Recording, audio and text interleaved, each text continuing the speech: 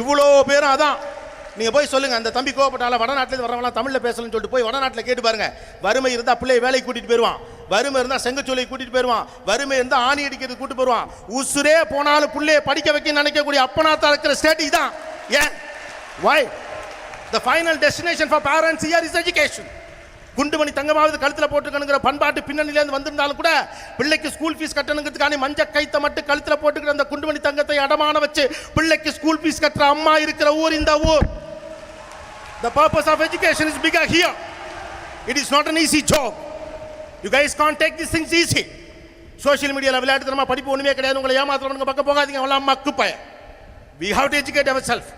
அறிவு என்பது தான் அற்றம் காக்கும் கருவி. அது மார்க் சம்பந்தப்பட்டது மட்டுமில்ல, படிப்பு தான் இங்கே சமூக நீதியை சொல்லி கொடுத்துருக்கு. இதே தெருவில் போங்க, யாராவது ஒருத்தன் பொண்டாட்டி ரோட்டில் வச்சு அடிச்சானா விட்டுட்டு போயிருவீங்களா?